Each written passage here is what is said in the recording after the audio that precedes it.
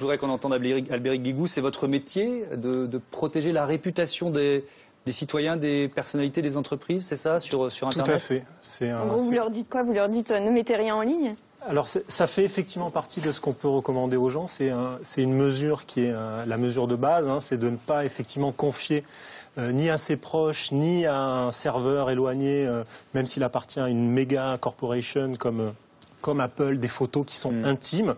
Moi, je pense que la vie privée, aujourd'hui, il y a trop de bénéfices à ne pas la partager sur Internet. Donc, on la partage, on utilise le cloud. Par contre, ce qui relève de l'intimité, comme ces photos de nu, il faut les garder au plus près de soi. Est-ce qu'il n'y a pas un gros problème de pédagogie, finalement, vis-à-vis des utilisateurs? La plupart des gens, aujourd'hui, sur Facebook, ne savent pas comment paramétrer la confidentialité et partagent absolument toutes les photos avec tous les amis et bien plus. Est-ce qu'il n'y a pas un problème de pédagogie vis-à-vis de nous tous, finalement?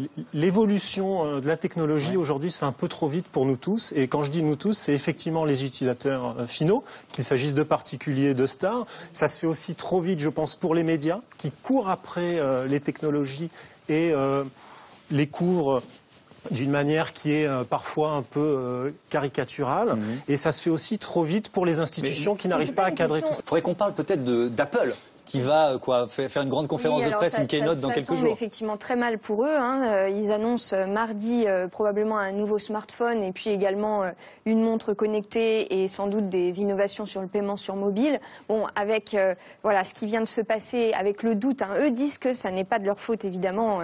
Ce n'est pas la faute de leur service, mais c'est la plus mauvaise publicité que vous pouvez avoir quand vous êtes une compagnie comme celle-ci. Ça veut dire que c'est peut-être la cible, Apple, dans l'histoire, Jérémy Zimmermann? Je n'irai pas jusque-là. Là encore, le modèle économique d'Apple est basé sur tout connecter ensemble pour capturer l'utilisateur. Donc ils ont beau jeu de dire que c'est pas de leur faute, mais en même temps ils vont prendre derrière des mesures de sécurité qui n'étaient pas prises avant. Le problème est que les utilisateurs n'ont probablement pas réalisé que lorsqu'ils remplissaient leur téléphone de photos, ils les envoyaient quelque part aux États-Unis. Dans le monde entier, on est au courant. Albéric Guigou sur cette question? Oui, je pense que sur cette question, clairement, Apple est la plus grande victime de cette affaire, puisqu'il se retrouve sous les spotlights, clairement, comme étant en tout cas un moyen facile de pirater les comptes de n'importe qui, y compris des stars.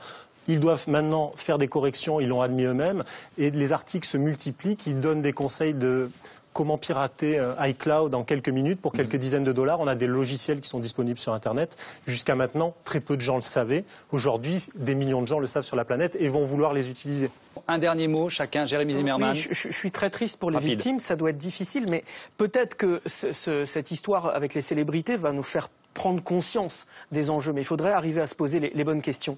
Les bonnes questions, c'est réaliser que ces entreprises ne sont pas nos amis, qu'elles reposent sur la centralisation, sur la fermeture des systèmes et qu'on ne peut pas protéger notre vie privée comme ça. Dernier mot, Albéric Guigou, vous êtes d'accord avec cette idée? Je suis d'accord. Je donne juste un conseil rapide aux gens, puisque c'est comment gérer sa vie privée. C'est votre métier.